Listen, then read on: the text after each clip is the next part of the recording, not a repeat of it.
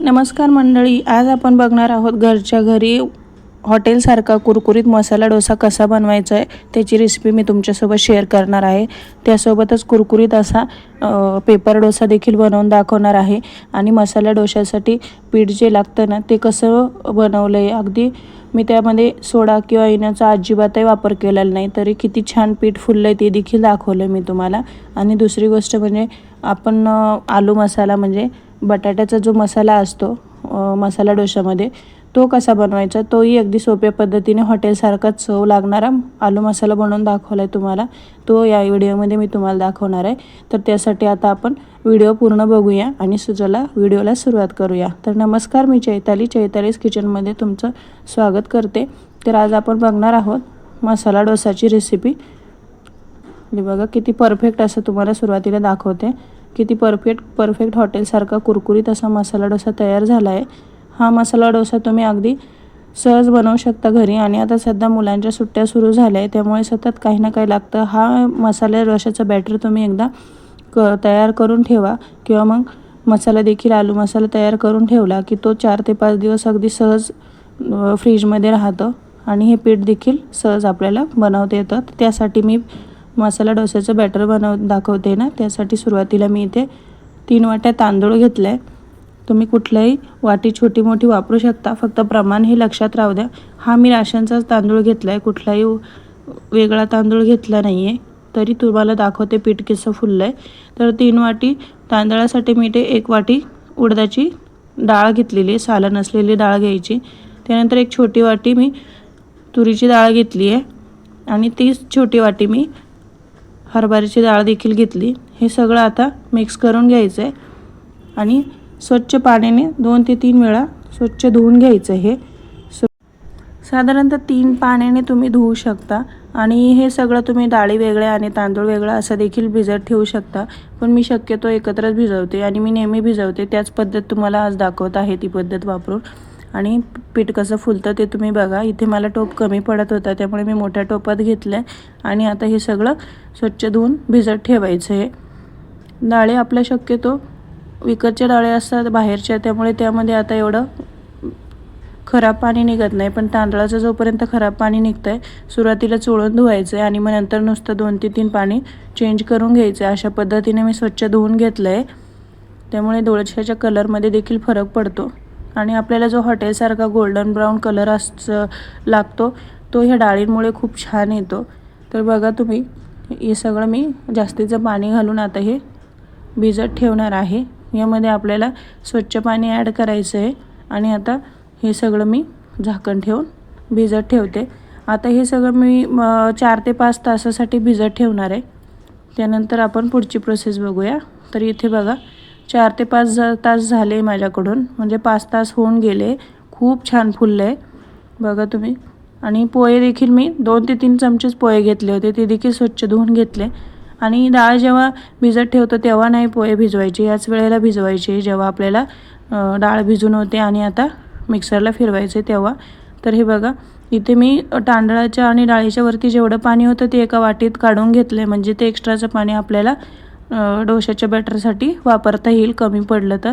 आणि थोडे पोहे आणि बाकी सगळे डाळ तांदूळ असं टाकून मी मिक्सरला फिरवून घेतलं। जास्तचं पाणी घालायचं नाही आहे, मीडियम कन्सिस्टन्सी पाहिजे याला। नंतर आपण वरतून डोशाला पाणी लागलं तर नंतर आपण टाकू शकतो, पण पीठ भिजवताना जेवढं आपल्याला मिक्सरला फिरवायला सोपं जाईल तेवढंच पाणी घ्यायचं, जास्तीचं पाणी घ्यायचं नाही आहे मिक्सरच्या भांड्यात। आता थोडं थोडं करून मी इथं तुम्हाला दाखवते। मी सगळं बॅटर इथं दळून घेतलं आहे आणि हे आता छान असं फेटून घ्यायचं आहे।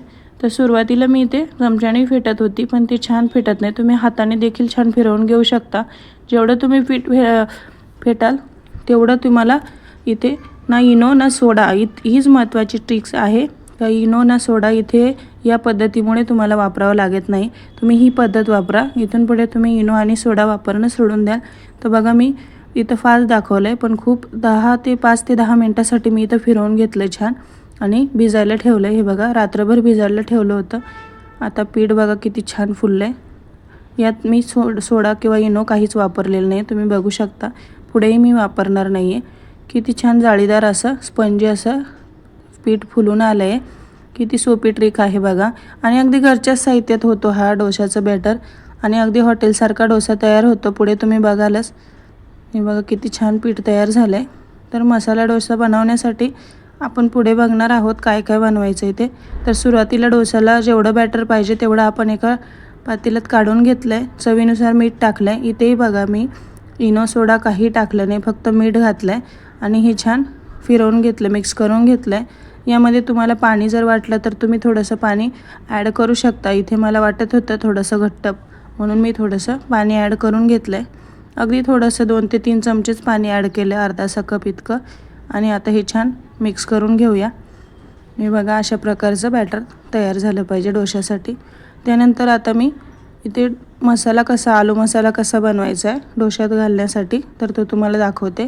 आता इथे मी जिरे टाकले आणि मोहरी जास्तीची टाकायची. कुठल्याही साऊथ इंडियन डिशसाठी मोहरी जरा जास्त लागते.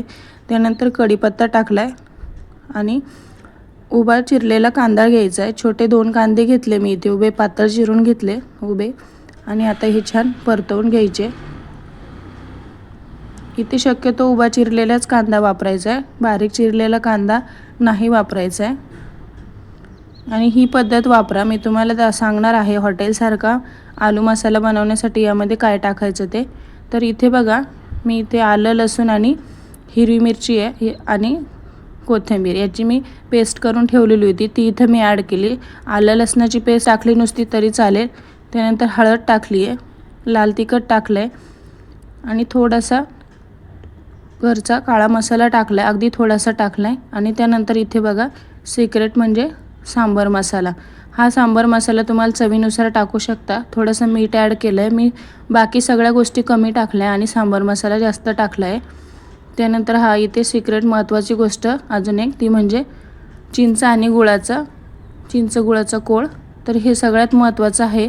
यामुळेच हॉटेलसारख्या आलू मसाल्याची चव इथे आलू मसाल्याला येते आणि आपलं छान मसाला डोसाची रेसिपी इथे तयार होते. तर बघा मी उकडलेले बटाटे घेतले, ते बारीक चिरून वगैरे नाही घ्यायचे, तर अशा हाताने किसकुस करून घ्यायचे, त्यामुळे खूप छान असा मसाला तयार होतो. तर इथे बघा मी एकदम बारीक असं कुस करून घेतलं आहे. आता हे छान परतवून घ्यायचं आहे आणि आता थोड्या वेळासाठी आपण कमी गॅसवर झाकण ठेवून याला एक वाफ काढून घेऊया. तर इथे आपण जो चिंचगुळाचा कोळ असतो त्यामुळेच याला हॉटेलसारखी चव येते आणि टेस्ट देखील तशीच येते. आपण जेव्हा हॉटेलला घेतो आलू मसाला तेव्हा बघा त्याची टेस्ट वेगळी लागते. तर इतर वेळेस केलं आणि ही पद्धत वापरून केला तर तुम्हाला लगेच चवीत फरक पडेल. त्यानंतर थोडीशी वरतून कोथिंबीर घालायची आहे आणि छान मिक्स करून घ्यायचं आहे. आपला छान चमचमीत असा डोशामध्ये घालण्यासाठी हा डोशाचा मसाला तयार आहे. याला बटाटा मसाला, आलू मसाला तुम्ही बोलू शकता. हे बघा किती सुंदर असं तयार झालं आहे हे मसाला. हीच पद्धत वापरा आणि तुम्हाला देखील हॉटेलसारखी चव घरी आणता येईल. त्यानंतर आता इथं मी पॅनवर थोडं तेल स्प्रे करून घेतलं आहे आणि आता 2 चमचे मी 2 पळी, छोटी पळी आहे, 2 पळी मी डोशाचं बॅटर घातलं आहे. तर इथे बघा सुरुवातीला फास्ट आणि नंतर हे बघा अलगदपणे असं मी इथे डोसा पसरवून घेतला आहे. तर हे बॅटर तुम्ही बनवलं ना, इथे फास्ट गॅसच ठेवायचा आहे, मंद किंवा मिडियम नाही ठेवायचं आहे. बघा तुम्ही. आणि वरतून मी थोडं कढईने तूप घातलं आहे, वरतून तूप घातलं आहे. तुम्ही तेल देखील वापरू शकता. बघा बॅटरमध्ये ना सोडा ना इनो काहीच नाही, तरी किती छान कुरकुरीत असा गोल्डन ब्राऊन कलर बघू शकता तुम्ही. किती सुंदर असा डोसा तयार झाला आहे आपला. आता ह्याच डोस्यावर आपण मसाला घालून घेऊया. हे बघा तुमच्या आवडीनुसार कमी जास्त असा तुम्ही मसाला टाकू शकता. हा सगळा मसाला असा मी उलताण्याच्या साहाय्याने स्प्रेड करून घेते एक साईडने, म्हणजे आपल्याला हॉटेलसारखं तयार करायचं त्यासाठी. हे बघा इथे आपला मसाला डोसा तयार झाला आहे. तर रेसिपी तुम्हाला आवडल्यास एक लाईक नक्की करा आणि तुमच्या इतर मैत्रिणीसोबत देखील नक्की शेअर करा. तर बघा मी तुम्हाला दोन्ही साईडने दाखवते किती क्रिस्पी गोल्डन ब्राऊन आणि कुरकुरीत असा मसाला डोसा तयार झाला आहे. हे बघा यासोबत साऊथ इंडियन चटणी बनवली मी, ती देखील तुम्हाला पुढच्या रेसिपीमध्ये नक्की शेअर करेल मी. आता इथे तुम्हाला मी पेपर डोस्याची रेसिपी दाखवते. तसा मी तुम्हाला आधी डोसा बनवून दाखवला आहे. तर पॅनवर सुरुवातीला थोडं तेल स्प्रेड करून घ्यायचं आहे त्यानंतर मग पाण्याचा शिपका द्यायचा एक आणि एका कपड्याने असं ते सगळं पुसून घ्यायचं. याने बेस खूप छान बसतो डोशाचा, अजिबात डोसा चिटकत नाही. आणि वरतून थोडं बॅटर टाकायचं, तेल टाकायचं नाही किंवा तूपही टाकायचं नाही, डायरेक्टली बॅटर टाकायचं आहे. हे बघा असं आतून स्टार्ट करायचं आहे बॅटर पसरवायला आणि नंतर मग बाहेर असं हळूवारपणे असं आपला पेपर डोसा तयार करायचा आहे. हे बघा किती सुंदर, पुढे बघालच तुम्ही किती छान डोसा तयार झाला आहे ते. तर तुम्हाला जर मऊसूत डोसा पाहिजे असला तर थोडासा जाडसर ठेवा तुम्ही हा डोसा. हे बघा सुरुवातीला मंद गॅस होता, आता थोडा डोसा पसरवून झाल्यानंतर गॅस वाढवला आहे मी. गॅसची फ्लेम जवळून दाखवते तुम्हाला.